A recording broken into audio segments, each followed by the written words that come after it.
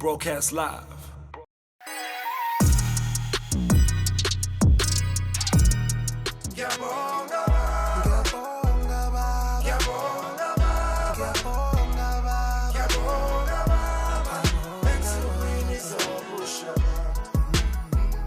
We here out any minute now, better late than never. We made it. I said in celebration of your deal today, we're gonna celebrate. Thank you.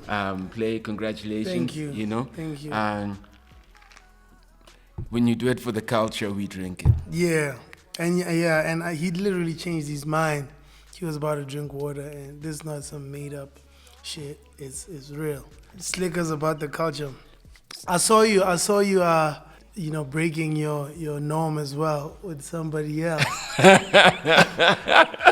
thought that was so dope. That's like that's a classic moment in hip hop, man. Yeah. Like, trust me. Like, I spoke to 3 people about that clip. Yeah, that's when it's real. When it goes from your phone to a real conversation with someone hours later. That's when it really like moved. The culture. Was very entertaining to see that, because I know like how strict you are. For you to do that, especially with someone like that, you didn't do it with like an established act. You did it with someone who's literally carving, a new wave in the culture. So I was like, yo, that's mad, because I fuck with D-Boy hard. Hard. Like, and he represents me too, because he's from Klerksdorp, Northwest, and he represents a new culture of kids that came after me, and for me to hear him is fresh. And your album literally is in numbers is probably the biggest hip hop release this year. Mm-hmm. You know that? Do you already know that? Am I telling you something you know? Yeah, I know. It's a humbling moment, because I've been that guy since my first album. I've been out selling everyone since my first album, and at first it was something to boast about, because I was like, yo, I'm killing everybody, right? And I think, number one, I created a lot of enemies, not knowing, like, I was just celebrating my success, right? And when you say things like that, you offend people, right? So I know what my album is doing in terms of stats now, and I don't try to rub it in people's faces, especially when you speak of hip hop. You know what I mean? It becomes tricky. So I'd rather just speak on the fact that I've got the #1 selling album in the country, period. Right now, for 4 weeks straight, the #1 selling and most streamed album in the country is a hip hop album. Amazing. And that's me. So that's what I want to speak about. I speak about it like that, because once you say hip hop, you challenging people, and sometimes it doesn't end well. But the album is doing pretty well. It's amazing. So you've matured. I mean, you can hear in the album. You can hear in the album, I'm still the same guy. Just the approach is a little bit more grown and calculated than before. I'm one of those guys that the game kind of like keeps quiet on when I'm doing well. Right now, check hip hop right now. Nobody wants to talk. You know what I mean? Because I put my best foot forward, and I rapped. The things that they usually capitalize on, that, the quiet influence, and, why would you, if I did a song like Mnati Mpola on an album like this, I removed all of that. I was like, actually, I could drop 100% rap album where I just rap throughout. Like, let me not say 100%, like 90% is 2 gospel songs. You don't see people talking that much about that. And on top of that, when hip hop is supposed to be celebrating that we have the biggest album out as a culture, hip hop is the biggest album right now. When we're supposed to be celebrating as a culture, we go mute because it's not the guy we want, on top. So I'm very calculative now. I think about the things that I say and how they will affect, certain people. So for me, I'm very happy that it was a success. I genuinely didn't think it would be like this. I thought it would take them 3 months to get, to really connect with the album. So I listened to your album the morning it dropped, as I was running, and just from what I got from it, So now I'm done. I get home, take shower, and I normally just think about what I listen to. And this is what I wrote, about the energy of the album, and even maybe yourself, It's like, I'm a rapper. So I wrote something like, he said, I'm a rapper, right? I wrote, it's like, watch them cats that hide behind big ups, when in the meantime, they're measuring how big they can become through your minor slip-ups, I got that energy from your album, although that really there was that, like, that's dope, dude. Honesty that came out, which, like, felt like all this time you've been getting these big ups, but actually it's been people measuring your slip-ups to kind of go, okay, there's my hole. Everybody gets bored of seeing the same thing, the same trick. Yeah. You know what I mean? So the fact that Cassper is still number one, this is 6 years later, is boring. Like, we want someone else. You know what I mean? They're trying to create something that's more exciting, because it's boring to see you again and again, keep winning again. This is my 5th album, and it's my best album. That's crazy. Yeah. You know what I mean? So it's boring, like, and I understand that, I say they've seen me win so many times, they get more excited when I lose. I finally understand that I'm not only competing with my enemies, you know what I mean? I'm competing with everybody. I'm competing with people who are right next to me. At any given point, the guy who's next to me can actually take the sword and slit my neck because he wants to be number one. And I finally understand that, and I'm not offended by it anymore. But, like, I just want to let niggas know that I'm ready.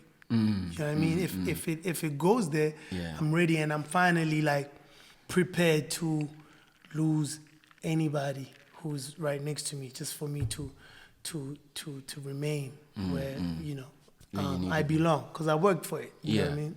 Yeah. Ever since I've met you, you've always been inviting. You've always allowed me to be in your space. I mean, even right now,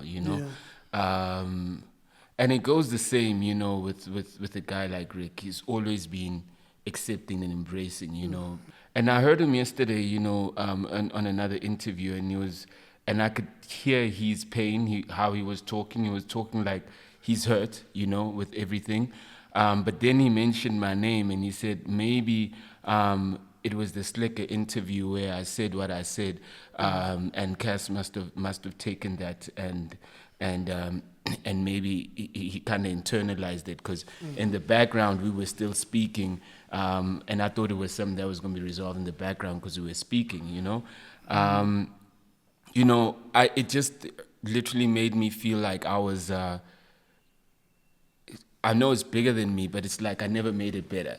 I felt bad about it, when I heard that, that it could have been something, that a conversation I was having with him, and I never helped the situation. I probably could have just made it worse, Riky spoke in public about whatever he wanted to speak about. You know what I mean? And if he regrets that, then, that means that he should have known better. You know what I mean? To be honest with you, till right now, we still haven't gotten to the bottom of what actually happened. I'm one person, I'm not confrontational. I'm like, as soon as I see that the energy's off, I'm out. Like, I don't even want to know.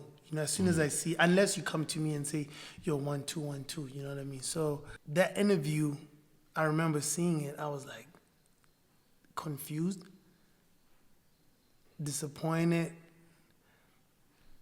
and hurt. But I've been through so many of those that I was like, damn, I didn't think this would happen with Riky. But I'm like, I had to gear up because I knew what was about to happen. When I say I don't even celebrate the failures of my enemies, even my enemy's enemy is not a friend of me. Like, that was that situation, because I knew that, okay, from now, I know that this dude is going to come with this dude, and then this energy, then it's going to be fuck Cassper as a collective, you know what I mean? And I had to gear up. So I had to, say, okay, let me get ready, in case this happens. there was a couple of subliminals, in songs I could hear. I was like, all right, okay, cool. It's not direct, but I know this is for me. And then I was like, okay, then I have to take that approach too. If somebody's not going all out at me, I can't go all out at them. You know what I mean? But I definitely have to say something that lets them know that I'm not gonna, I'm not gonna back down. I'm following your lead. However far you wanna take it, I'm gonna go that far. So it was not you. There was my friend who decided to do that and then follow up and did other things, and I had to do what I had to do. And I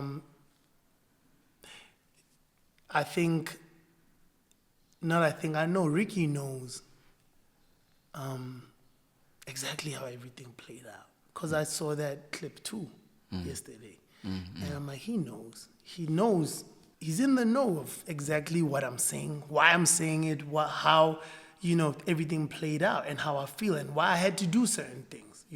So for me, that's the way it is. And I don't think you're an instigator, because I know we spoke about a situation like that where I feel like some niggas just instigate bullshit and just for views and all that shit. And I don't think that's what you did at that point. I think it was just an interview that got to a point where he expressed himself, just like right now I'm expressing myself. And there's going to be, backlash from what I'm saying, or there's going to be some kind of response from what I'm saying, So I don't think you were an instigator. I think you did what you had to do, and you gave him a platform to express himself, and that's what he did. And had that interview never happened, I would have probably never known that he felt like that.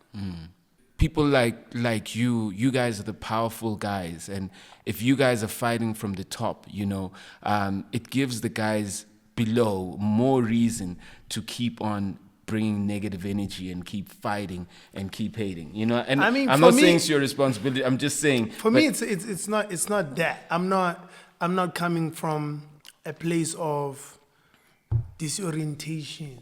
I get easy, this is not. I'm not jaded. Yeah. These are decisions I'm making as a grown man. You know what I mean? This is that record that, that was done a long time ago. Whether to release it or not was based on the decision of what's going on right now between me and you. I've got records in my studio ready for everybody. I have to stay ready. You know what I mean? Yeah. And it's just a matter of how's my relationship with you? Yeah. Do I feel like that still right now? Or you know what I mean? You just have to be prepared. And before the album dropped, something else happened that made me feel like, you know what? We were speaking. And I was gonna let it go. Yeah.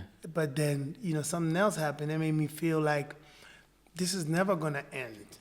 Actually, these niggas wanna do. These guys, they have this narrative that I'm such a horrible human being. Cassper makes everything about himself. He just always wants to be in the spot. Like all this narrative that everybody likes feeding, into. If my friend feeds into that shit, that means that's what he's been thinking about me the whole time. And what's weird for me is that I brought it up. Like, do you feel like that? Because I see, this happening. And he said, nah. And then later on went to say the same thing. So I was like, fuck. For me, I don't like being confused about a relationship. I don't want to not know where I stand with you. Like, for instance, my best friend, Capo, we could go for a week without speaking. But that's my best friend. I know it. I don't have to do anything to reassure him that that's my dude. You know what I mean? If he was in a hectic situation, I'm the first person he calls. Before he's blood, I'm the first person he calls. If I was in a situation too, that's the first person I'm gonna call before my family. And it's real. I don't have to look behind my back to check what's going on. You know what I mean? And if I don't have a relationship like that with you, at this point in time in my life, I'd rather just cut it. I'm literally cool with everybody who wants to be cool with me, and I'm not cool with everybody who don't want to be cool with me. Everybody I'm meeting face to face, I'm telling them to their face. I used to be that guy, like, just let it go. You can ask all of them, they'll tell you. I met another one when I was at Major League. I met one of them. He said, "Hey, what's up, Cassper?" I said, "Don't greet me, Chief. Me and you are not okay." Yeah. No, dog. I said, "Dog, I sent you a text telling you that we're not fine. You niggas, I'm this fucked up person. Let's rather just leave it." To his face, I told him. Because that's just where I am right now. If niggas are going to be talking shit about each other behind each other's back, we're too old for that shit. So I just want to know that that's not from disorientation. I'm not disorientated. I am very conscious of what's going on, and these are not emotions that have built up, and it's none of that. It's just, I just want to know where I stand with people, and if I'm not sure, let's cut it off. So it doesn't put a strain on your relationship with the twins, because obviously it's all family. It does, of course, because there's situations where they were opening a restaurant. I had to make a decision where I want to go to the restaurant to support them and put myself in a position where I'm going to see this dude, or I stay home. And I ended up going, but it's something I had to think about. Yeah. You know what I mean? So it does put a strain on my relationship with the twins and a lot of other people, because this is not just some brood that, this is... A lot of people are invested in these relationships. Facts. And this was my brother, dog. Like, this was my mom's son. You know what I mean? Riky slept in my mom's bed, bro. You don't do that for everybody. I was comfortable enough to bring Riky to my home when things were not 100%. You know what I mean? This is when I was still hustling. I was comfortable enough to say, this is where I'm from. You know what I mean? And that was my brother. So, like, imagine, like, when that thing happened, my mom, like, called me, like, hurt. Like, my sons are fighting. What's going on? Like, it's not a small thing. So I had to make a decision to say, because I'm not sure of this, I'd rather just let it go. It's either I don't know if it's... In fact, I don't even know if it's possible to fix it, because I'm not okay with not, being 100% sure if we're good or not, or if you think I'm a cool person or not. If you think if there's a doubt in your mind about the person you think I am, that I don't want to be around you. I heard you boxing. You're training to box. Yeah, bro. I've been training since the beginning of lockdown. I was fight ready, by the time, maybe like last month. Then I had a kid, so I moved to Durban and I stopped training for a month. It was like a big party waiting for this kid. Like, I had one of the best births ever. Yeah. I don't think a lot of people experience what I experienced. Like, my whole family moved to Durban. Yeah. This house was alone. Yeah. And we stayed there for 3 weeks waiting for this guy, because he could have come at any time. Yeah. And we were partying every day as a family. Yeah. Wow. So we were, my mom, my sisters, my landscape architect, Capo, my photographer, like 8 of us were in this crib, and my partner's family as well, playing board games and drinking and eating every day for a month. Wow. Until this dude came, so I kind of like fell off, but I'm back now. We heavily it was almost like an elongated feast for facts. Yeah. Facts. And we gave birth, and I'm back. This is like my 2nd week back at training. I hurt my shoulder a bit, but I'm getting back. So I'm like full-time boxing now. So, I mean, what does this mean? Because you and AKA, is this boxing thing a real thing, or is just... I was just on the phone with his manager about the date of the fight. So, because he's saying you are promoting your album by saying this, what's good? So, man, my album is doing so well, bro. What the hell? Why am I? I don't need this. This is personal. It's taking long because of business, because, everyone is demanding this and that, and everyone sees this big check on the day, and which is not realistic. In South Africa, it's a big idea when you think about it. You could make 400 million. But the truth is, when you go to play and say, I'm putting a fight together, they say, how many cans are you going to sell? You know what I mean? And if you can't put that, into a business proposal, they're not going to give you the money that you want. It needs to make sense. So everybody thinks we can make 10 million each from this thing, but I don't see us getting that money from anywhere. What I want to do is fight, Regardless of the money. Yes. So I'm calling this dude like, bro, we better take what we have on the table right now that they've put together and, let's fight, because that's what I want to do, because I'm tired of talking. We've been talking for so long, So I think we're getting somewhere. So the fight is definitely happening. It has to happen. The only thing is, even real boxing fights with Mayweather and whatever, it takes time because of money, So hopefully on the other side, it'll kick in that, what, I just want to fight. We'll forget the business and let businessmen be businessmen. Because I'm a fighter in this whole thing. I've got T. Lee, who's part of the promotion, but I'm getting paid whatever Keenan's getting paid. It's equal pays, and So even if you lose, you get paid. Yes. Imagine what has pushed you? I mean, I know what has pushed you. Obviously, cursing your folks. I mean, all these things. But have these things triggered you to a point where you like, actually, let's just switch off the noise? Facts. What I actually wanted to do is just rock in a room, but that didn't make business sense. At the end of the day, I've been pushed in real life where I felt like, fuck the brand, let's do this right now. And fortunately, I was around someone who spoke to me all the time. There was always someone who was calming me down. So the boxing thing came up, and I was like, Tilly, for 2 years, I said, Tilly, please. And Tilly was like, nah. What happened, and then Tilly called me and said, you know what? It's time.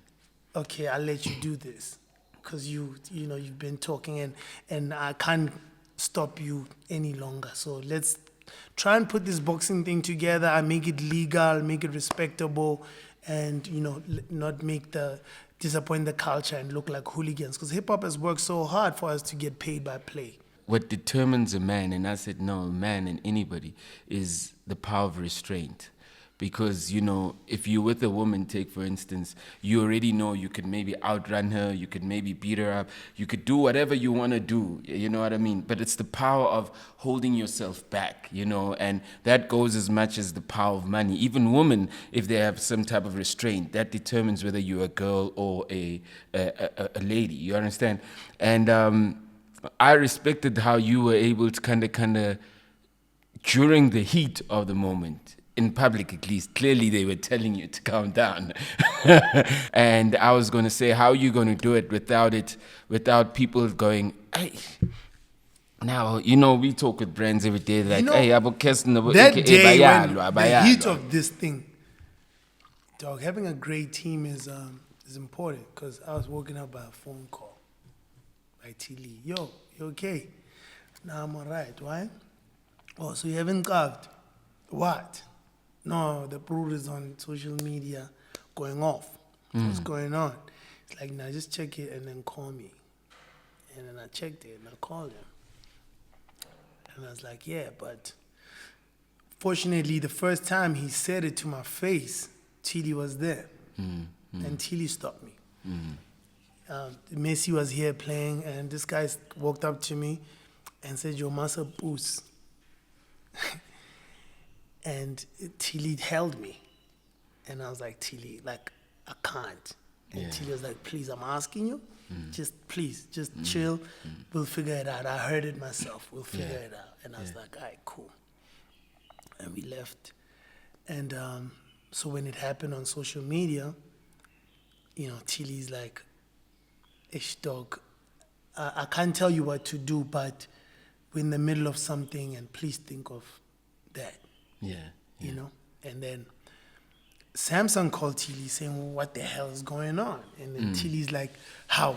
Did Cassper go and say something? And he's like, nah, like, so the CEO of Samsung, you know, he's an elderly guy, so he's not really like clued up on Twitter and whatever. So he just saw swear words in my name, and he thought I was going off at someone's mom.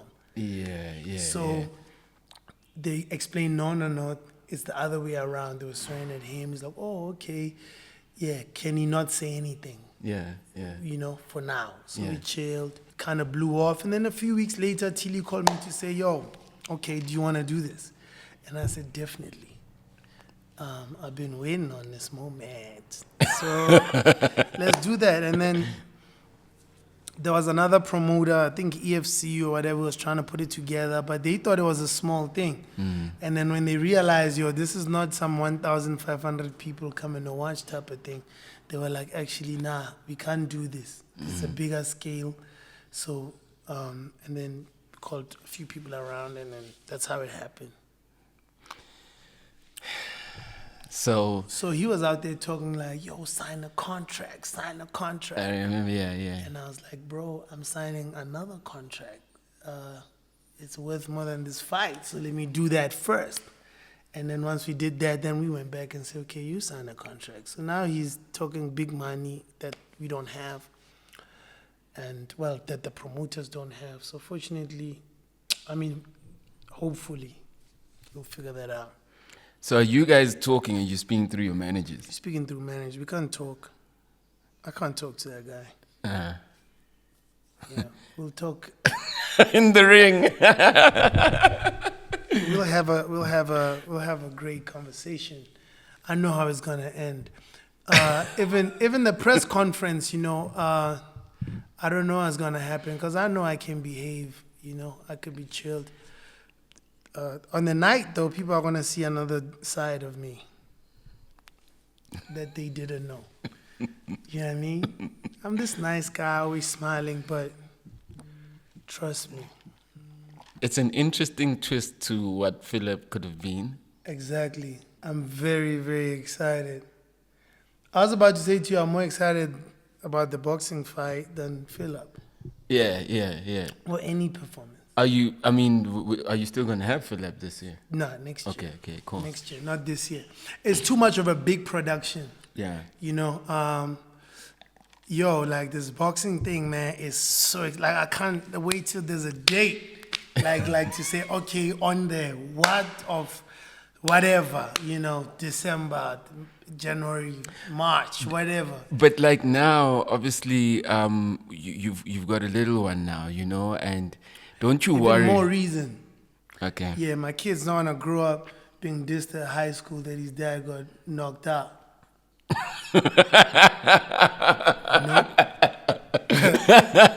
Kids are ruthless now, like, you know what I mean? Like, my they're gonna have a video. They're gonna have a video. You know what I mean? Internet. I'm ready to say, boy. No one's scared of you, Tema. Even me, I can rock your father. Nah, that's not gonna happen. They initiate with the video first. It can't. You know what I mean? It can't happen. So, even more reason, bro. Even more. I've got more reason to win that fight. You know what I mean? And it's also a brilliant moment of entertainment. I'm big on entertainment. I'm big on getting the fans excited. You know what I mean? Imagine all the kids in Soweto, Mamelodi. Yeah, it's gonna be big. You know, the day they bath on that day. You know what I mean? They're gonna be out there, dog. Like, I'm gonna go watch my favorite rapper knock somebody out. Because everybody, you know, my fans are gonna go out there thinking I'm gonna win. Yeah. His fans are gonna go out there wishing that he does something. But you know what I mean? Like it's gonna be such a great moment in South African entertainment, African entertainment. There's people gonna fly out in jets from Nigeria. Oh yeah, it's gonna be crazy. You know, I'm sure Davido is gonna fly to come see this thing. You know what I mean? Here's my question though. Okay, before I wrap out the boxing, right now, Keenan is tall. Yeah. So long arms. Yeah. Right? You like a bit like smaller. You got shorter. Yeah. You know. Facts. So means power. Do you know Mike Tyson's history? Like. Yeah, I know Mike. He was short. Yeah. Mike Tyson was shorter than every fighter he probably fought with. Yeah. But he was powerful. Okay. You know what I mean? So it's all like it's a science. You know what I mean? When you look at it as math, it's 1 + 1. He's taller. Yeah. You know what I mean? But actually, there's other things that work towards his disadvantage because he's taller. You know what I mean? And if you know that, you can use that. Also, the other thing is with boxing, power comes from your legs. I don't think you must. Okay, never mind. Don't give away your secrets now. Power comes from your legs, bro. So I'll show you a little clip of me boxing, bro. Like I'm actually you know what I mean? I'll show you, like, this is like 9 seconds. You know what I mean? You know what I mean? So if that lands, it's sleep. it's you know what I mean? I'm very excited. If these hooks land, you know what I mean? It's But he's also posting his again. Man, those things. That's not even boxing, bro. That's like, you know what I mean? Connie Ferguson does that stuff. Oh! I'm serious. No, you did it. For real, that's on the mitts. You're on the mitts for fitness. Connie Ferguson is nice with it. Like, I always see her. I'm like, yo, this looks so amazing. But if there's, so you're saying what he's doing is sexy, basically? Yeah, it's that sexy boxing. It looks nice. Pop. Come on, shoulder rolls. That's not boxing, bro. Then there's like, you know what I mean? There's a 85 kilogram muscle man in front of me and he wants to kill me. That's different. You know what I mean? And he's coming at me no matter what I do. That's different. You're gonna need, you know, skill. You're gonna need to train. You're gonna have to be fit, and you're gonna need heart, because boxing is tough. I've sparred with a lot of professional boxers, and my first, you know, time sparring, I wanted to cry, bro. In fact, I'll show you a video, not today, of me actually crying. There's a video of like me coming from sparring, and this guy like ridiculed me. Like he whipped my ass, and I came home and I sat and I cried. You know, not from pain, but just from the feeling of humiliation. Of standing there and not being able to do anything. And it made me a stronger fighter. Because the next time I was sparring with someone, he got it. You know what I mean? Yeah. He was dealing with someone else's problems. He didn't even know that I was out there like, yo, man, you know, I got whipped last time I was here. So it's a different ball game. All that stuff you see on Instagram, that's not boxing. That's just the sexy boxing that makes it look good. But it's a whole different art, bro. And trust me, if that guy doesn't train, he's in trouble. Like big trouble. I hope he takes it seriously. Because if not, it could go two ways for me. It's either he trains very hard and he takes it seriously, then for me it's just a longer fight. Like it's just going to take a little bit longer for me to knock him out. But if he doesn't, then it's going to be quick. Do you want to just get him on the ground, or do you want to hurt him? What do you want to do? Do you want to hurt him? Do you want to win the fight? Is it hurting? For me, I want it to be a bit entertaining for the fans, for them to, feel like, yo, he had a chance. You know what I mean? And then get it done. It's boxing, bro. It's here's the thing about... That's why my question is, do you want to play with him and win, or do you want to hurt him and win? No. It would be up for me to win on points. Yeah. You know what I mean? Yeah. Then you have people who don't know boxing who are going to talk about, but no. It must be clear. For the guy who doesn't know boxing, it must be clear that this guy slept. He fell. And the count. Yeah, you know what I mean? Yeah. Because if you don't know boxing and you look at like boxing matches, you can't tell what's happening. You know what I mean? The other guy looks like he's running away. Can't he? He's just jabbing. He's winning the fight with his jab, and all he's doing was just jabbing and moving.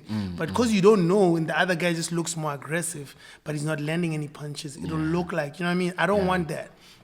I just want it to be clear. I'm gonna be knocked down. I have to. Yeah. I'm gonna hurt him. I won't lie. Slick, I won't lie, bro. Like, I'm really gonna hurt him. Jeez, like it's unbelievable. It's unbelievable. You looked at me with a serious face, bro. Like, jeez, like. Yeah, people haven't seen this. But let me tell you something, and this is why, I know that you say that earlier on you're saying you're not confrontational, but, I've seen a side of you, and I'll never forget this, and when you now you're saying, you're telling people to their face that, yo, I ain't fucking with you, whatever. But I've seen a side, before we even really knew each other, I've seen a side with you. I think you saw something with me on Vuzu, and you literally, and I never even knew you like that. But you, for real? Yeah, and you literally came up to me and you confronted me.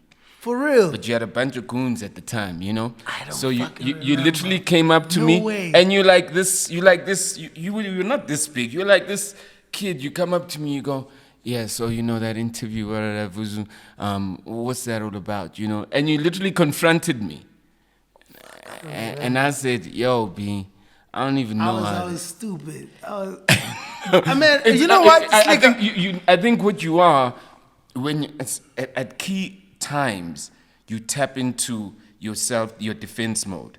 So at that time you were coming up and you were literally and you were on your way, and anything that you felt was a threat, you're on defense mode. Now you're about to have a child, it builds up another guard. Now you're cleaning up once again. Yo, you know what I mean? You're right. Dog, I'm from the hood, bro. Yeah. I grew up on even after getting beat up, you still go back the next day with a bunch of goons. That was my whole thing. And was that taboo, by the way? You literally just got me out there.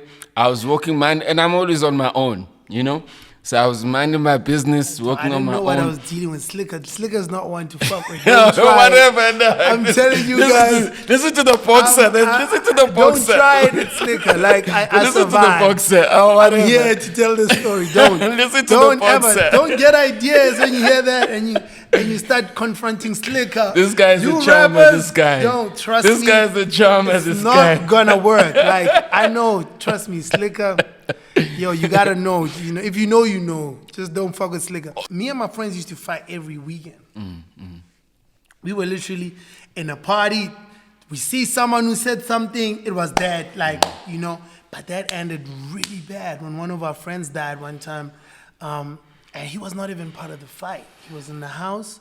Some dudes were fighting outside. This guy came out to stop the fight. And then he got stabbed. And man, that shit, lives with me till today. That's why I don't like fighting, because I know that you don't have to fight with the toughest guy, bro. You could get killed by the weakest dude ever.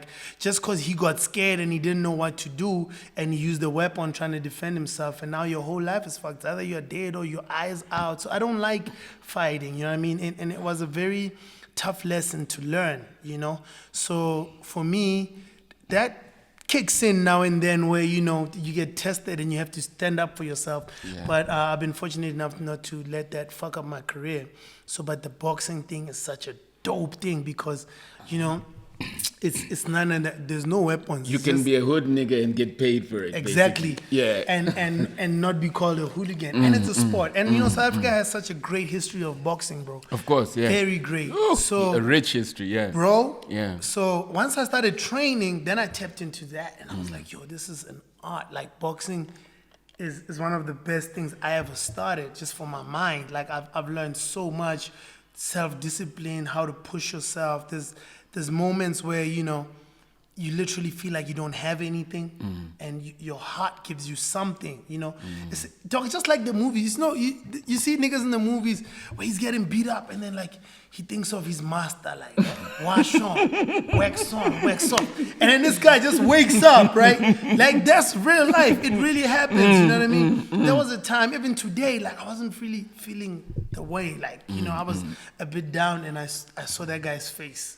And man, I woke up. You saw you, Mr. Miyagi. That guy was like, yo, I'm feeling you now. So, you know what I mean? So it's I love boxing, the art, and I want to give back into the history of boxing, and it would be dope to also get the sport to get exciting in South African people, to start going out to seeing our own box. There's a lot of South African things that we need to start supporting. And just like we speak about our music and whatever, I think, you know, people who love sports, who love Mayweather, we have a lot of dudes in South Africa who are like great boxers that, you know, need support. Like, you know what I mean? Like, we need to come out and go and watch boxing. We don't always have to go to, I mean, I'm getting old, right?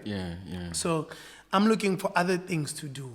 Like if I want to go out. And like I went to go watch Kevin Lerena fight the other day. And bro, like it was a different experience. Like you're sitting at a chill table, you know, having dinner, watching, you know, warriors go at it. It's different, but it's something else to do other than, you know, getting in a bash full of drunk people, you know. So that's another angle. I'm just going to get into your quotes, right? You say, all the time I betted on a friend, I was wrong. What do you look back and say, I learned a lesson here and I'll never do it again? I say, every time I went against the grain, I won. And every time I betted on a friend, I lost. What's lesson that you say that, or something that you'll never do again, that you look back and you say, you know, I gave too much of myself here, or what's the one thing you could have done? I will never do business based on friendship. Yeah, like that's the hard lesson I had to learn. Like, especially when you're working with somebody that has less than you, and you literally trying to like put somebody on. Like, paperwork is very important. Like from the first day. It needs to be, bro, this is what we're doing. Are you down with this? Are you down with that? And niggas gotta sign, and that's how we work. Because it's not everybody who's gonna have a relationship like me and T. Lee. Me and T. Lee have never signed a contract since we met. And we've been real from the onset till today. You know what I mean? Every money that was borrowed or shared, you know, we've been A1.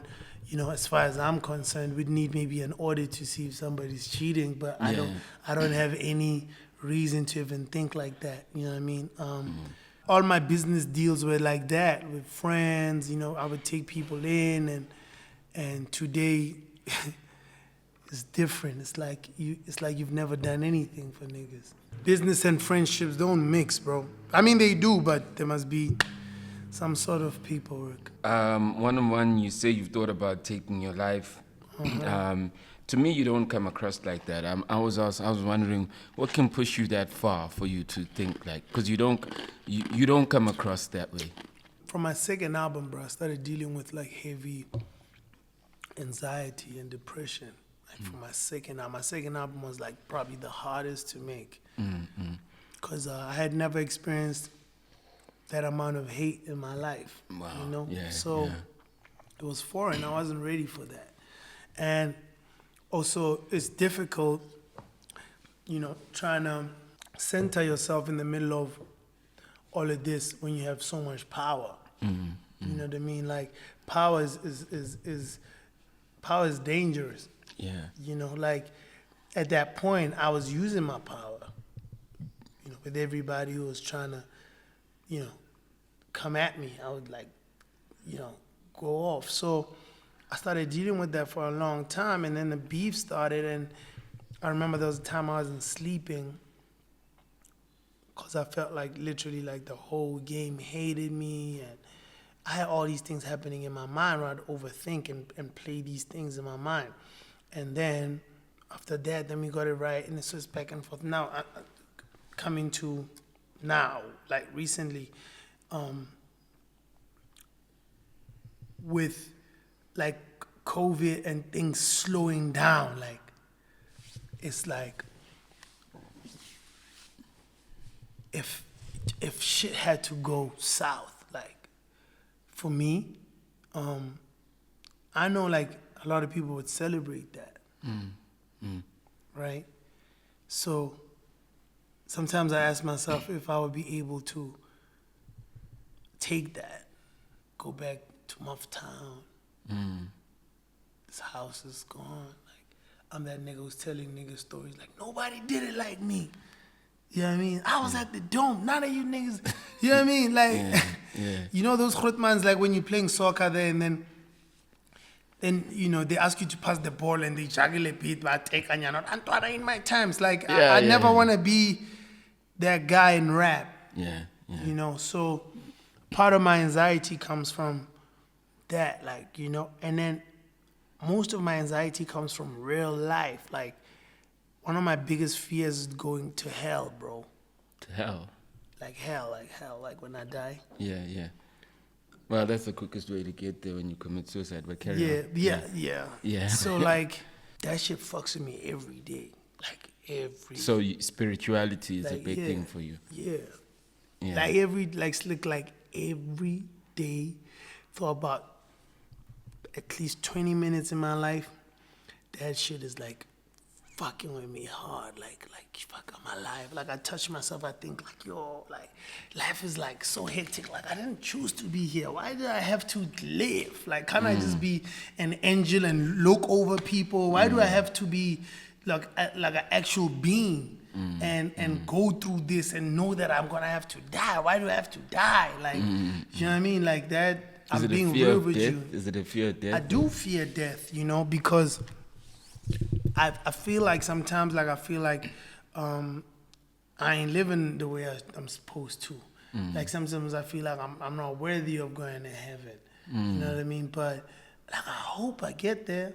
You know what I mean? Like, even on thoughts I speak of it. Like, you know what I mean? I say, believe in God and the pearly gates. So when I die, I hope my soul you take. I know that heaven is a stretch, but I'm hoping that you hold my place. You know what I mean? Like, I know God. Like, I know. You know what I mean? I'm out here doing y'alls. I know. But, like, please. Yeah. Like, I hope you understand. Like, I'm out here dealing with this flesh, but my heart is with God. And what I really wish at the end of this, because all of this shit don't matter to me, bro. To be honest, when I think of, like, real life, like, I just want to make it a heaven, bro. And that's what I think about every day. And that's where part of my anxiety comes from. A part of that song was inspired by Jabba. Cause I've had rock bottom moments where, like, fuck, like, I get it. I understand sometimes where, like, why someone would say, fuck. You know what? I've never had the balls and the guts to do it. But, like, I understand why some people just say, it's over for me. Do you know what I mean? And I hope that me speaking about it, helps somebody to say, the only one who goes through those moments. Even people like me who don't come across as people who are suicidal sometimes, or, even I have those moments, and my life is amazing. It's not about, some people think, those thoughts come from not achieving. People will be like, yo, my life is in shambles. Everything I try doesn't work, dog. You could be the richest dude in the world and still feel like that. It's normal. We live in a very tricky time. And we don't know if some of these thoughts are triggered by social media or, just, I don't know, bro. But I go through those moments, and I had those moments, and but by the time this album was completed, I was in a very good place.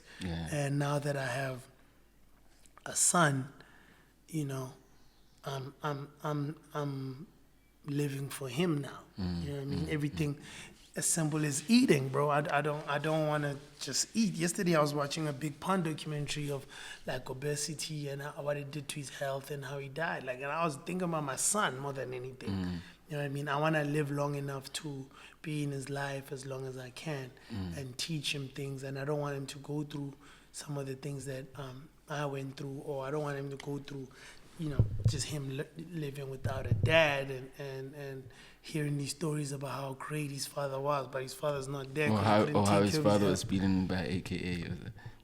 That can't happen. That can't happen. Like, I can't allow, bro. You see that moment wax on, wax. If I'm gonna have that moment. If that's what I'm saying, there's two ways. It's either he's a great boxer, and I'm just like, okay, I need to think, or I'm gonna knock him out very quickly. I cannot lose that fight. I can't. No. Wait, I'm not. I'm not gonna lose that fight. You say all of I think it's also on 1-on-1.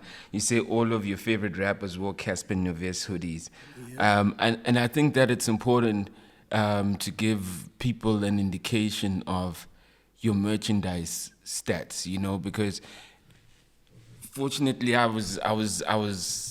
had the conversation with me first, and I kind of saw how that moved, and for me that was probably one of the most successful merchandise movement that I've seen from obviously on your own event independently.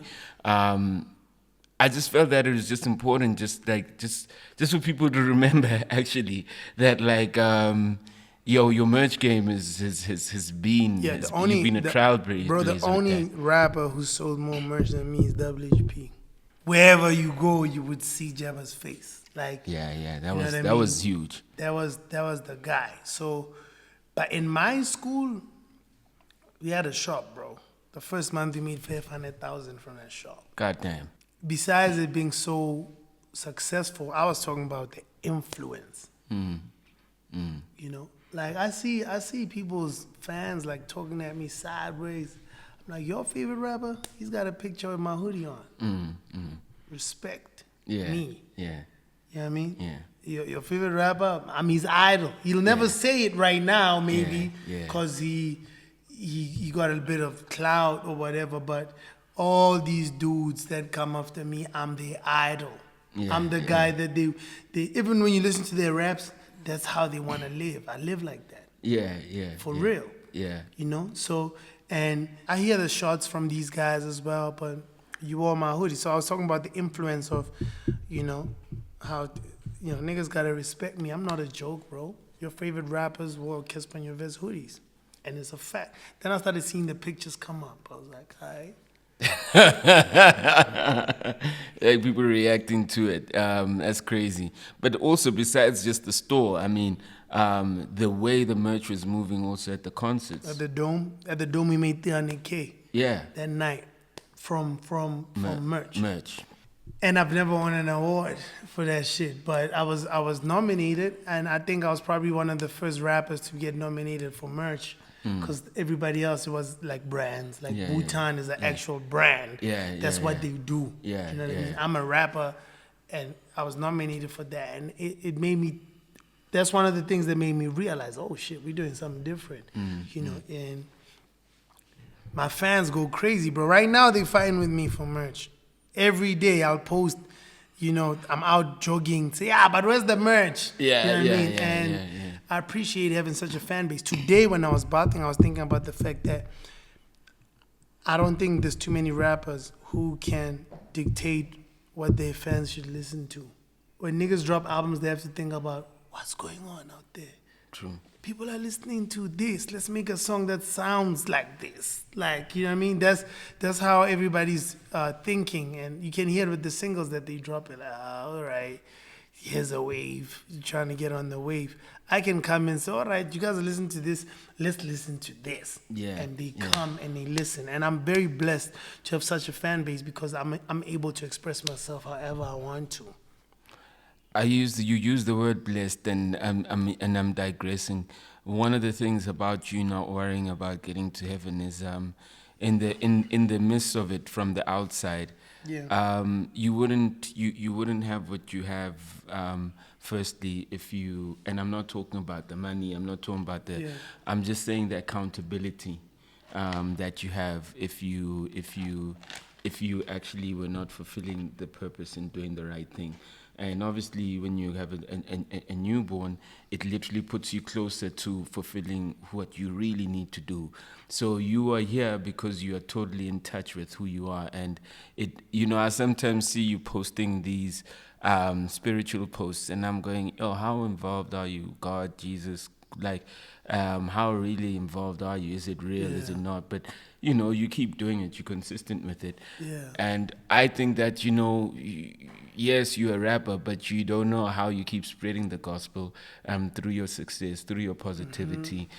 You are doing God's work to a certain extent, and you're a nurturer. You know what I mean? And that's why I told you the other day. I said you're gonna be a great father because you're a nurturer. Everyone that, whether it's your relationship with the twins, Ricky, with everyone you've kind of like built relationships with, you've kind of given your energy to nurture something that they've been able to develop further, And sometimes, you need to do it with your peers before you ever do it with your kid. You know what I mean? Yeah, fact. So I didn't think you should worry about getting to heaven up to now, because God, I is taking the list tomorrow. I don't know what you're gonna do tomorrow. You're right. You know what I mean? Yeah, and I have these conversations with my mom because my whole family's dream is me doing a 360 and Booga loving the game. Yeah, you know what I mean? Yeah. That's what they're waiting for at home. Like, maro Buddha linkereke. Lady, fill up. Kerek. Gospel. Yeah, I feel like I'm some sort of an evangelist. I go into the spaces that the devil dominates in, and I bring a little bit of light. That's how I feel. Like, I once sat with this powerful spiritual king, man. One of these kings from, I think it's from Swaziland. I forgot his name. And he's like, man, like, your job is very important. You might think that you're just singing, rapping, whatever you're doing, but you're healing his people. He's like, man, like, you don't know what it means for us when we're in that crowd for that hour.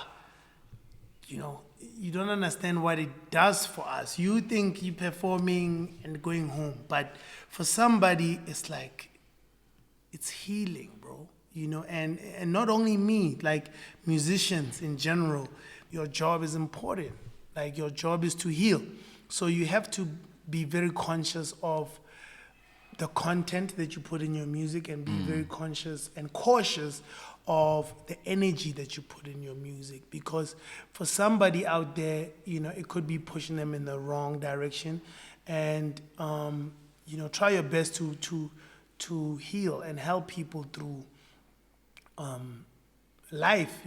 Music is important. Like, well, I'll even take it one notch higher. I was looking at I was thinking of exactly what you're saying, and I was thinking of Kabelo, like TKZ Kabelo, and I was thinking about how you are a vessel when, people underestimate whether Kabelo is saying it's either you love me or leave me alone, or whatever he was saying, Dubola or with TKZ. There was a generation of people who literally said, I've been at work, this frees me, this makes me feel like this.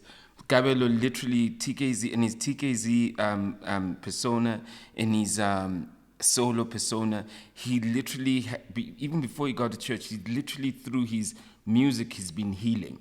And I said, wow, this guy just ran to Durban. Yeah, they raised 3 million plus with the brother he was running with. And I was going, when you're a creative, the vessel, your job of helping doesn't stop. And I said, Kabelo running that, it's like it's tapping into TKZ, it's tapping into his solo, it's tapping into what he does in Rema, except that this one, it's his challenge. Because he ran that on his own, right? And with the homie he ran with. But still, it needed that. And I said, wow, it's almost like even me as a creative, my job doesn't stop, because Kabelo literally has just done it through running. He's literally now helping people with money through a gift that, like, some training that he's been doing, That's my role model, bro. That's a role model. That's not there. Like, that's the type of guy you need to look up to. Yeah. Because it's one thing to look at a kid who started preaching at 7 years old, and that's all he's been doing his life. Yeah. And it's hard to relate, because you look at it like, dog, you ain't never been where I've been. Like, you know what I mean? You've always been safe. Booga Love did everything. everything you can think of. He usually says this at church, like, you guys don't understand. I've done everything that you can think of. Yeah. Right? Yeah. So I know, what you're going through. And for him to turn around and do what he's doing and carry on doing it, and running. Dog, I train. Yeah. I train hard. Yeah. That guy is crazy. That guy's crazy. I run too, but like, that guy is crazy. Dog, that guy was running, you run, right? Yeah. Do you know the speed they were going at? Uh-uh. They were running at 6:30. Yeah. That's like, that's a kilometer every 6 minutes. From here to Durban. Like, I dare you to do that for 25 kilometers. I dare you. Like, just do it for 25. And they did it for almost 500. That's 500 kilometers from here. 540. Like 600 kilometers. They did it from here. And for him to do that, for children. That's the vessel of a creative. Exactly. You know what I'm saying? I don't need to get on the mic to heal. I still use my body, because even your voice is like, I still use my voice. Exactly. I still use, you know what I mean? And that really hit me hard. I was saying, this guy, he uses himself so much, and he's used himself so much through voice, through just like running this. I was just like, that's incredible. I sent him a message before he ran. I said, yo. And he challenges us. Yeah. People who believe in all of that. Say, okay, what more can you do? All right, I see you, Cassper. You did this. I do a little bit of charity that I don't post. Yeah.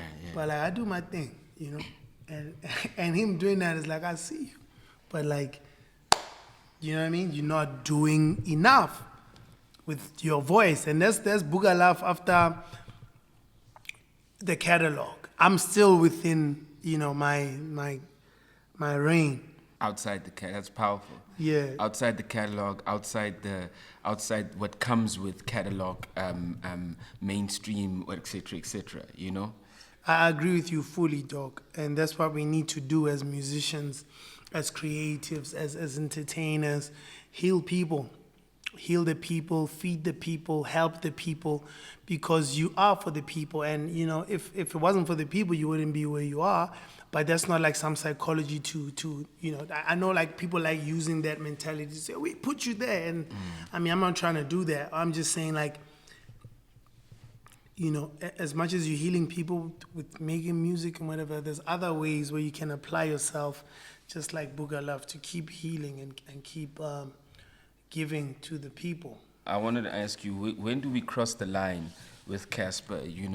You've got a line where you go, now you're forced to smile at niggas like Scoop. So when does someone cross the line with Cassper? When you keep doing it. Okay. You know what I mean? Like, after reaching out to you and saying, if you keep doing it, they all know, man. We all adults. We all know when we cross the line. You know what I mean? I guess it's different with different people. You know what I mean? Well, like for me, it's if someone keeps disrespecting me. There's things that we know as black people, like don't ever sweat someone's mom. We know, like there's just things that you just don't do, no matter how much you hate someone or whatever. Yeah. So for me, it's those, and then it's also the repetitive disrespect. Like just don't keep stepping on my toes, like trying to check me all the time. Like at some point, I will say something. Or do something, you know what I mean? So, the Scoop line was just because I feel like, like these Joburg niggas, I know nobody's from Joburg, but these Joburg niggas feel like they could just do and say anything about me. And it's not gonna fly, not anymore. I'm a dad now. You know what I mean? Whatever you want it to be, then we could do that. But you're definitely gonna respect me, especially if I've shown you nothing but respect. You know what I mean? If I'm out here disrespecting people and they disrespecting me back, then it makes sense. You know what I mean? There's a lot of guys that we go back and forth all the time. I get it. You don't like me because I did this, and I don't like you too because you're a druggie. It's like we have reason. But if I've shown you nothing but respect, then you have no reason to disrespect me. Local niggas couldn't see a blessing if it hit them. They only see it when there's money in it. That's the most. Yeah. That's on Loco. That's a powerful line, you know. Yeah. Saying without being a Mr. Know-it-all, what would you tell cats in the game from your experience that you think is a lesson that like cats should actually take? You know, this is not we're not transferring, depositing money in your account. We're giving you some jewels now. Yeah. What would you say? If I just want to teach these kids something like, yo, put me on. If a nigga ever opens his home for you, if a nigga ever takes you in or ever opens his home for you, when you get big or whatever, get whatever you think that, you know, makes you feel or makes you a man now, you have no grounds to ever disrespect that man. Ever. Especially in public. Something I live by till today. You can go and search all my whatever, you will never see me disrespect Jabba. And that's somebody who I have issues with at some point. And regardless of what he probably was saying about me, right? But he opened his door, bro. When I was nobody. When nobody, like, people don't understand, when Jabba started working with me, nobody wanted to work with me. Because I had dropped out of school. And it's like, yo, what are you doing with this 16-year-old who's in Joburg saying he raps? You know what I mean? And I kept doing my thing. And I think when I was 18, he's like, yo, this kid is really not going to stop. Like, he's, you know, and he said, you know what? Let me try. You know what I mean? Tasso. You can call Tasso today. You know what I mean? We've had situations too. But that man literally put me under his roof. I'll never disrespect that guy. You know what I mean? And that's one thing that these kids don't understand. They can literally tell the guy who put them on, nigga, you ain't shit, you fell off. I'm always seeing these things. And I'm just like, nah, bro, that's just not how it's done. I promise you this, your life wouldn't have turned out the same if that guy did not open that door for you. Yeah. How do you feel about like someone who was around your circle, and I feel that he's really reading off I think his notes literally like Costa? Yeah. I already knew who you're talking about, bro. I know everything about the game. No, I mean I'm saying about the game, like I study, like I know. I mean, look, I think that the things that Costa's doing and the work ethic that he has, I know he although he's traveled and he's gone to the world, but I know that like he was around a space where he goes, I know this before. How do you feel about him, like with just his trajectory, you know? I tweeted the other day, I'm very excited about what these new guys, like outside of like the rappers that we were watching, there's like these new guys who are just like coming in with their own vibe, you know? Yeah. It's exciting because it's dope to see people have fun. Yeah. You know, hip hop is supposed to be fun. Yeah. That's you know what Costa's doing. That's what it's supposed to be, especially for the young cats. Yeah.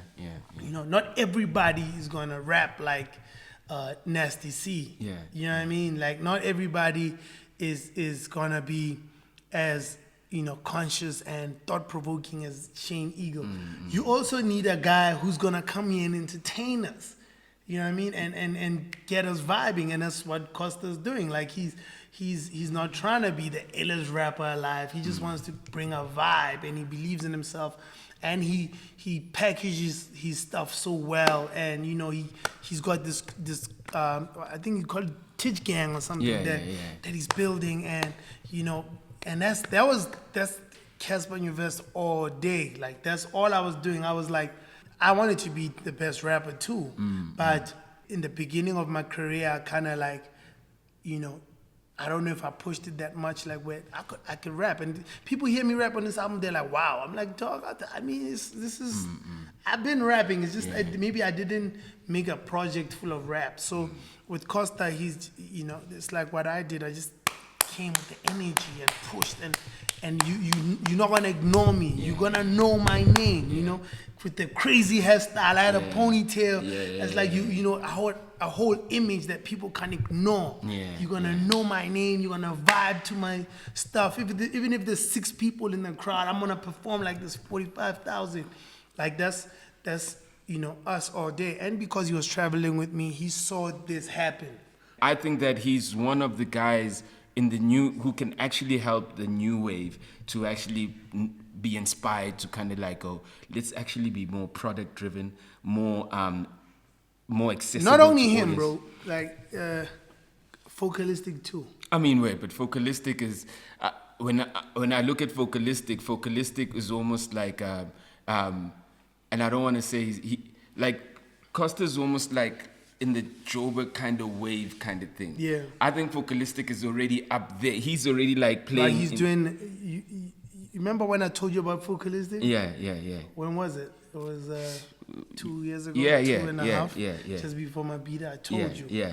There's this kid. You already knew him, but I'm saying that's the guy who's gonna, and that's one of the guys who like studied me, like you know what I mean, like and also him being around me in studio through Major League.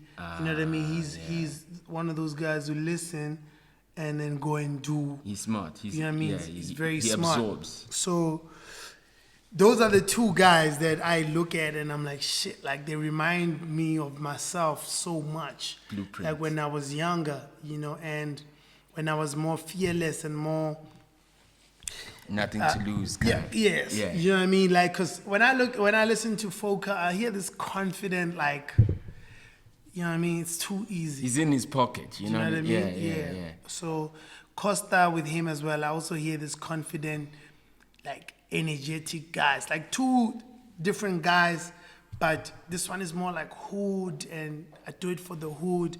This one is like, yo, my shit bangs. Like, you know what I mean? So. I'm very excited by those 2 kids. You know, you talked about school and Jabba literally being with you and you being a dropout. You've become the poster child of like shit, that's not nice. I know, it's not nice. You've become the poster child of, you know, when everyone's like first email or when they send me stuff, I dropped out of school. People were not like openly comfortable to say that, but because Cassper has made it a success, you've become almost like the post that people say, not subconsciously, not knowing, like actually this was like taboo. But you said it so many times that everybody literally kind of is using that. And I felt that I know you wouldn't be proud of that, but let's reverse the conversation now. You're a dad. What do you want to say to all these artists who literally like think that the way to get to their dreams is by dropping out of school? Dog, the mother of my child said, yo, what if your kid was like, yo, I want to drop out of school? And I'm like, yo, that's scary. Like, yo. Because you know what, Slikour? Number 1, luck plays a big role in your destiny. And we don't have the same luck. Yeah, that's it. You know, I mean, I don't know how many people dropped out of school that year. I dropped out of school. Yeah. To pursue the very same thing. And I became a success story. So I wouldn't tell any child to drop out of school. It's their life, it's their destiny, and I don't know how it's gonna turn out. When I was speaking about dropping out of school, I was just shining.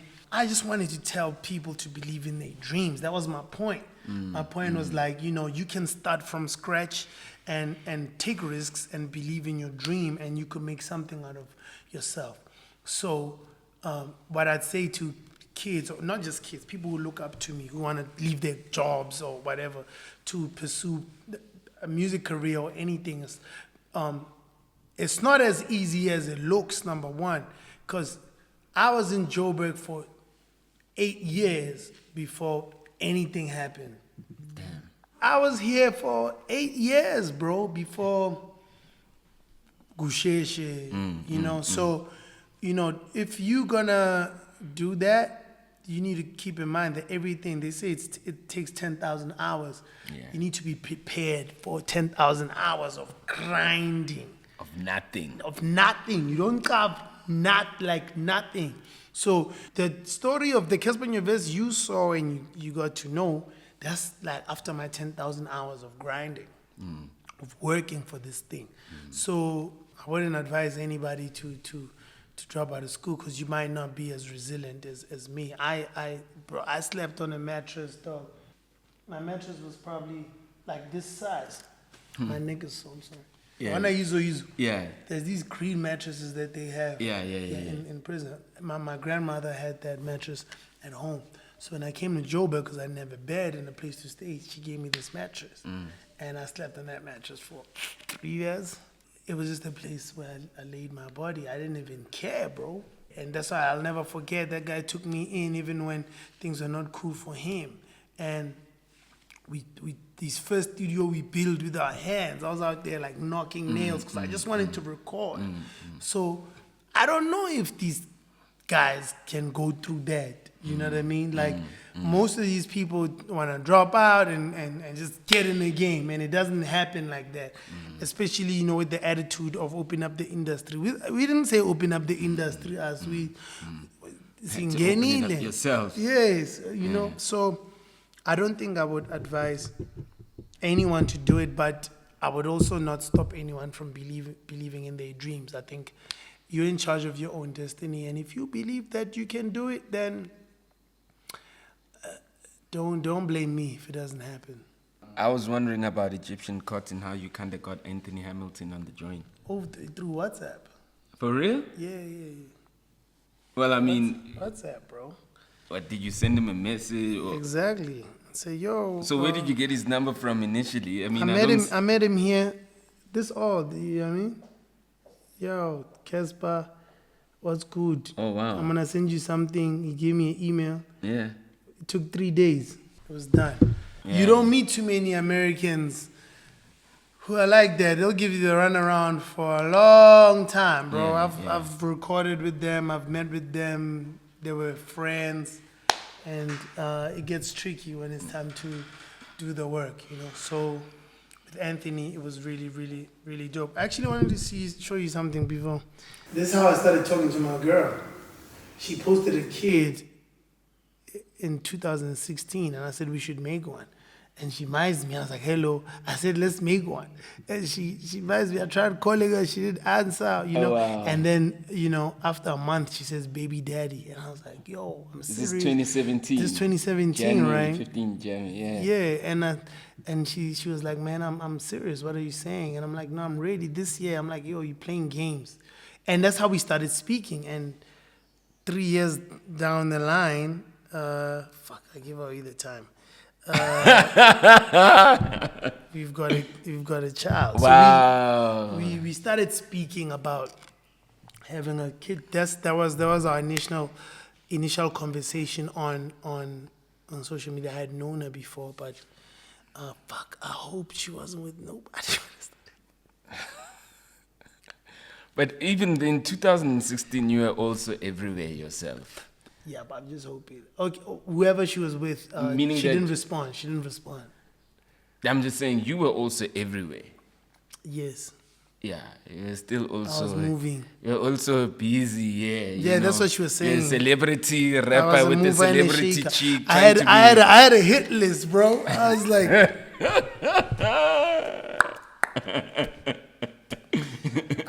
Dog. Even on 101, I say fuck all my celeb crushes instead of groupies. Yeah. You know what I mean? I had a dope come up. Like my come up was dope. It was hard, but once things started like, you know, happening, it was fun, dog. I had so much fun.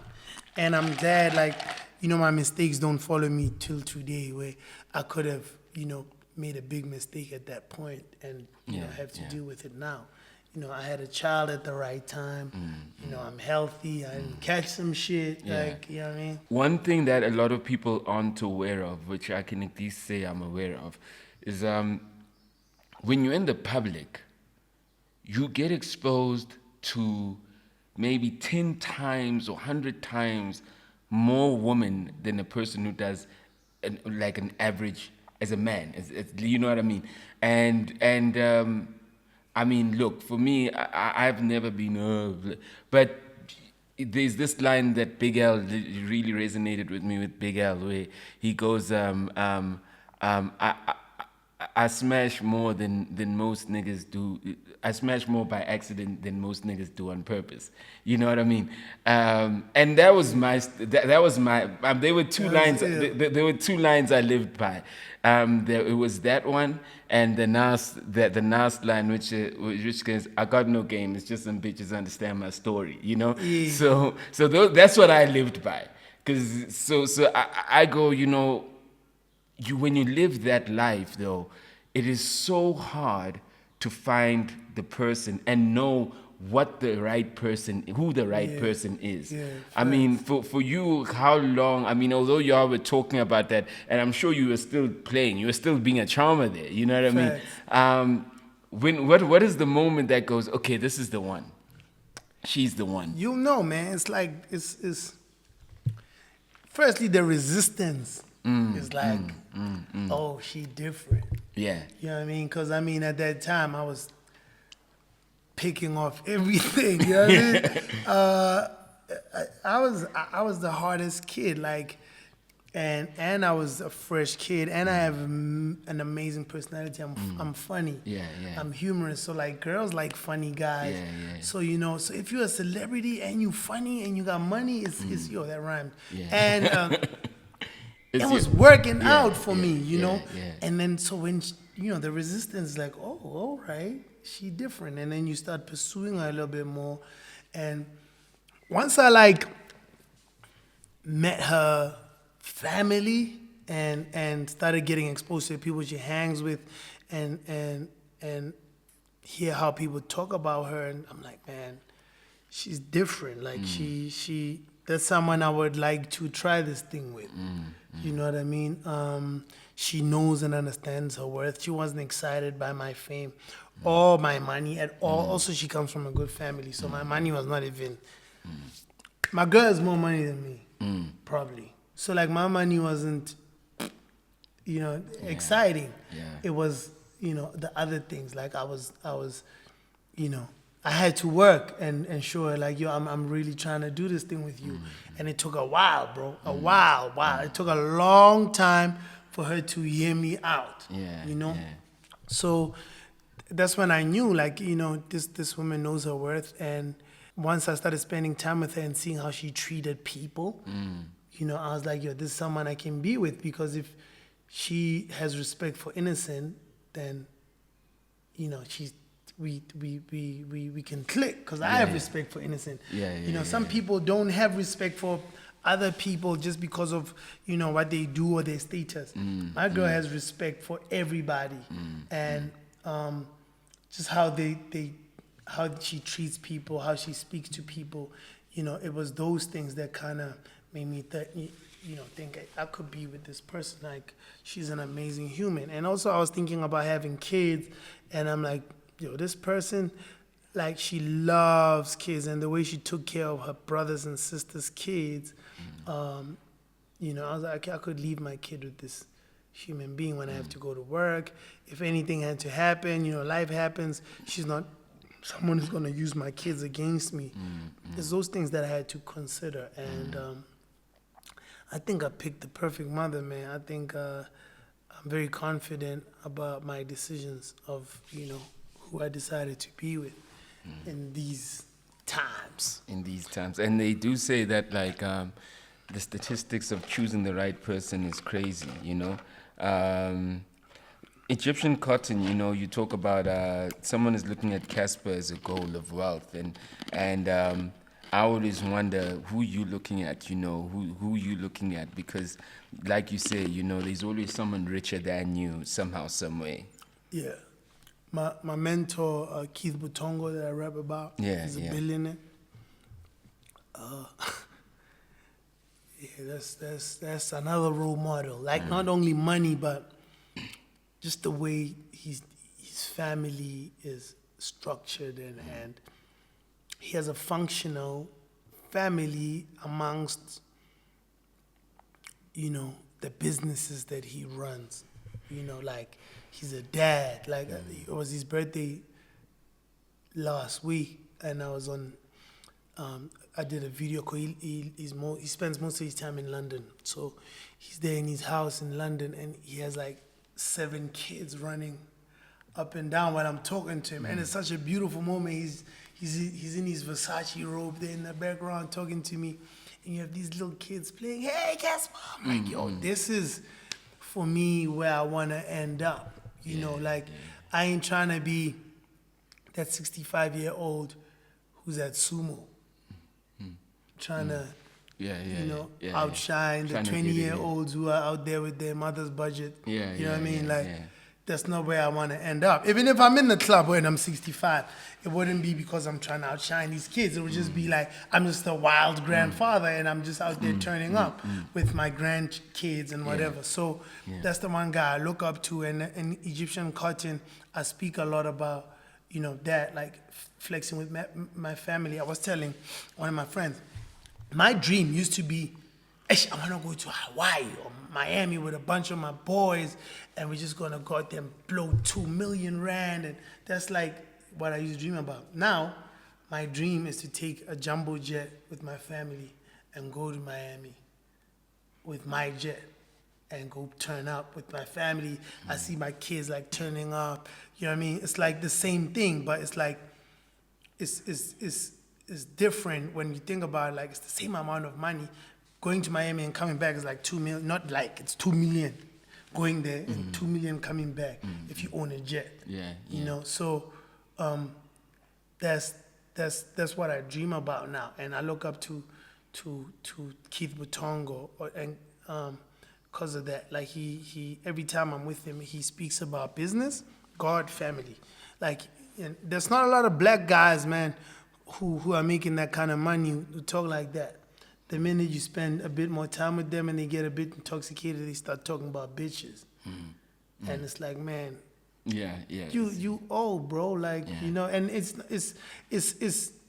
is what it is. I'm not judging, but it's like, for me, it was a different kind of environment to be with someone with that kind of money who is over that life. You know what I mean? He's building his family and he's building his empire. And that's why I look up to guys like Keith Butongo. Black Coffee is not another guy I look up to, just because of his resilience. And he told me stories about him going to England years ago alone, playing in the club with 100 people, and going to and sleeping in a motel for 2 hours and going to the next club the next day, until he was Black Coffee, who owns Ibiza, man. If you go to Ibiza, like, when it's, summertime and Black Coffee's there, dog, he owns the island. Like, I kid you not. In South Africa, we think we know how Black Coffee, how big he is, but we actually don't understand. When I got out of the airport in Ibiza, the first billboard you see when you get out the airport is Black Coffee. Like, I was like, oh shit, this is crazy. Like, I didn't know myself. I thought, that guy's big, but I was like, I didn't carve this bruise like this. And then all the way to the airport, all the way to the hotel, it was Black Coffee, like big billboards, and then David Guetta, and then Black Coffee. And I was like, David Guetta is playing Boma Wednesday, like at some That's small incredible. Club. You know what I mean? I'm like, That's incredible. This guy is a serious thing. Then I was at this beach cafe, drunk. I'm in the toilet, like, these other guys are speaking Spanish. I don't know how to speak Spanish. And then Black Coffee, I say, that brute is too much. I said, Tiliza, those brutes, I don't know what they were saying, but they're saying they're going to carve Black Coffee. I'm sure those brutes are going to go carve Black Coffee. It's probably like, what are your plans tonight? It's like, obviously I'm going to see Black Coffee. So, it's incredible. I look up to I always hit him up and say, Joe, it's mad. Black Coffee, same way I showed you, WhatsApp conversation with Anthony Hamilton. Black Coffee showed me WhatsApp conversation with Drake. Wow. Like, I was talking to Drake. I'm like, what the fuck? I almost sent a voice note and rapping. There's like, yo, Drizzy, check this out. How about the next mixtape? Yeah, you know, I mean, like, do me like Wiz, do me fuck like this Coffee. dance music thing, man. Like, check this out. If you looking for real hip hop, you know, like, and Joe Black Coffee, Joe, like, he shows me texts with Jay-Z the other day. He was talking to Jay-Z. Jay-Z was asking him where he is in the world. Imagine. Yeah, wow. Imagine getting a text from Jigga saying, yo, man, I don't even know where you are in the world, but I'm trying to do this. And I'm like, yo. So I look up to Keith Wutongo for wealth. Like, I'm going to start, I'm working on something. I'm going to start investing more into property. And I'm not talking buying houses. I'm talking like commercial property. Yeah. And that's my guy who's going to be teaching me more about that, because that's what he does.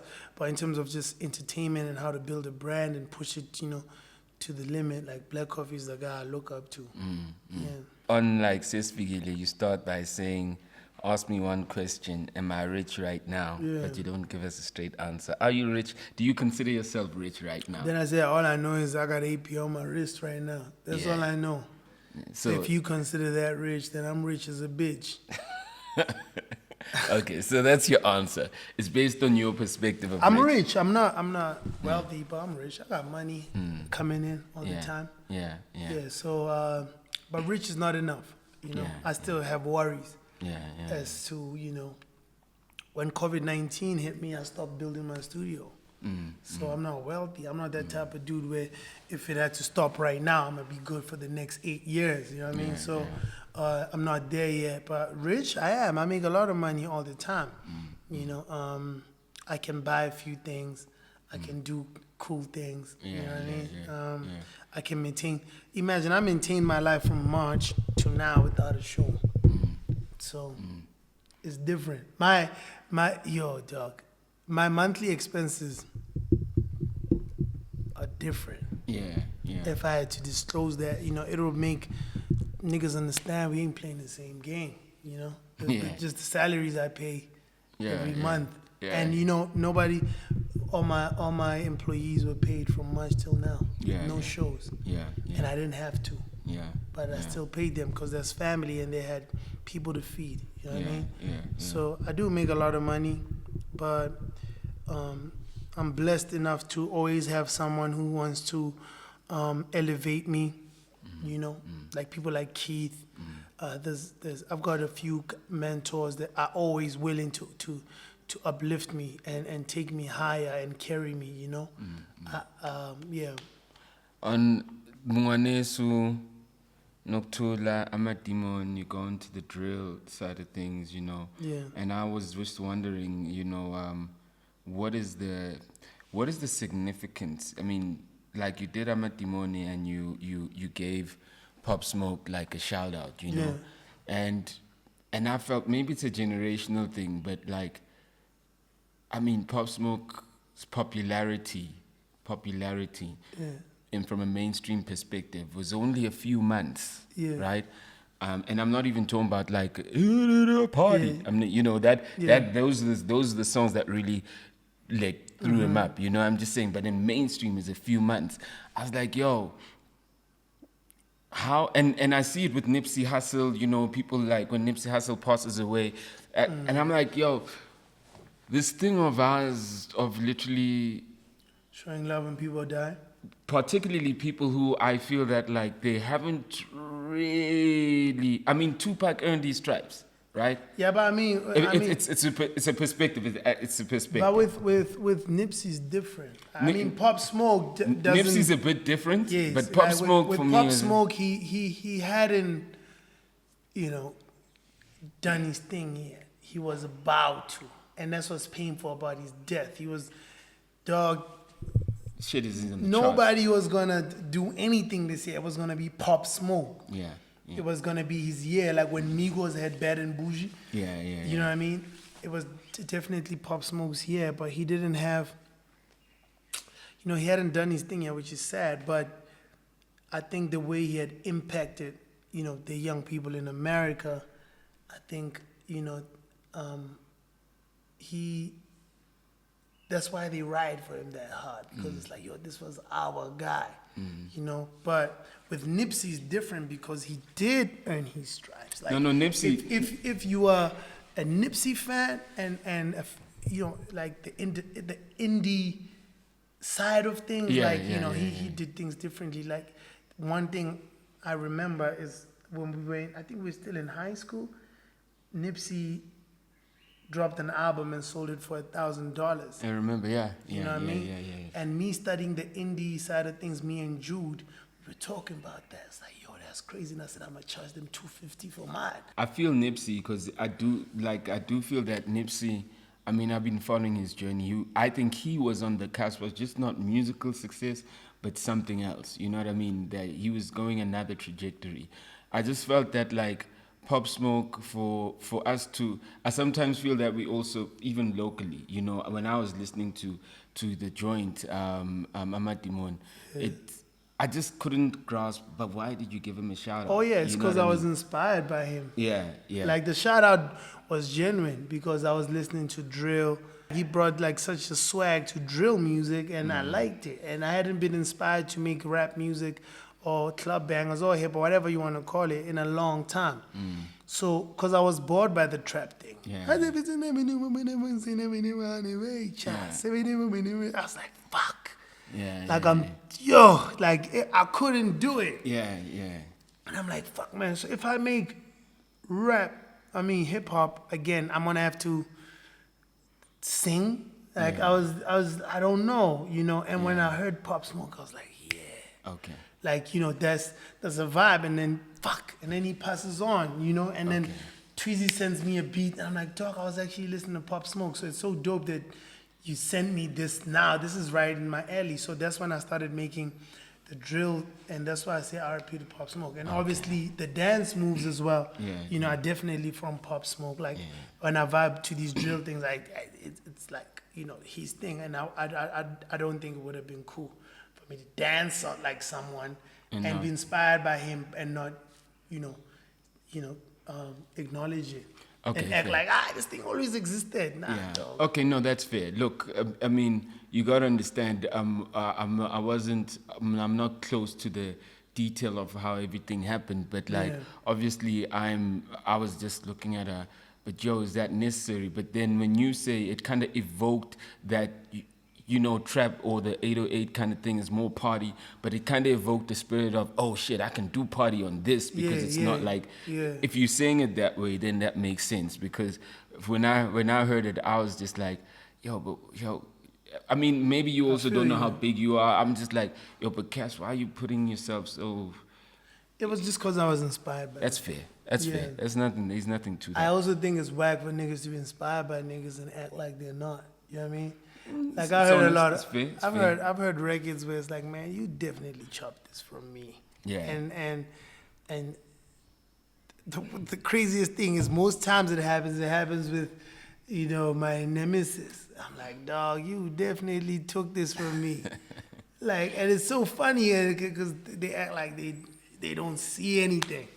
You know what I mean? And I'm always the guy who gets criticized by taking inspiration from other people. Cassper always copycat. I'm like, your favorite rappers chop me. Don't even tell me about what I do. You know what I mean? Like, listen to Malome, listen to... It's like 3 songs that come from Malome. We definitely created this thing. So I think it's whack to be inspired by people and not shout them out or give them their flowers, because if someone's going to evoke something in you, you need to say, I was inspired by that. Fair. Where you get the pro vocals from? That's the best. For me, that was probably like the best remake of his vocals. I don't know, like the beats. Where you get the Select Play. That's Tellerman and Lusty. Oh, so they had the vocals. Yeah, they had the vocals and they made the whole. I got it like that. Shoot, that was done well. That's. It was done very well, right? It's done very well. It's just. Yeah. Like when you say pro is this giant or is this giant lyrically, it kind of represents him well. You know what I mean? I was so scared of that song because I was like, fuck, like, what do you say? Like on a pro, and because I got it like that, I kept on bumping it and like, I'm like bobbing to it. I'm like, fuck, like I can't fuck this one up, you know? And I was like, shit, I need to go to my 90s tap into that like 90s rap where it's like these like speed raps, and then you know the flow is like Big L, and I had to do that. So I was listening to a little bit of Big L, a little bit of Jigga, and how Jigga used to son niggas in his raps, you know, like for the love of dough. So that's where I took it from, and then I played it for them because I didn't want to disappoint them where they gave me the song, and they were like, "Yo, dog, we think you are the guy for this song." I'm like, yo, chance. Too much pressure, but I played it for them, and they kept on asking me to repeat it, and I was like, okay, maybe I did, justice to it. And then I saw Caesar tweeting Slikour, and I saw everybody following that. I was like, oh, all right, maybe I did do something. Now it's my favorite record on the album. It's right now. It's always changing, but right now, Yo, Cass, man, thanks for making the time. Thank you, bro. It's always a pleasure catching up. I appreciate it. We can go on and on. I know we can. You know what I mean? Thank you for giving me a chance to speak. We covered a lot, and hopefully people would take something from this and understand me a little bit better. And also, I hope people will go and listen to the album, keep streaming it, and don't fagaza, because it's become a problem now. So if you can, please do stream our albums. It's a good look on us, and it opens a lot of doors for us. And look out for the videos. We're also trying to shoot a video for every song that people like on the album. And look out, for the date of the fight too. I suggest you maybe start watching boxing so you learn a little bit of, what to look out for, so you don't watch this fight not knowing what the fuck is going on. And if you want the fight to happen too, tweet us, let us know what you think. Let me know who you think is gonna win. No, Thank straight. you, Slick. Peace. Broadcast live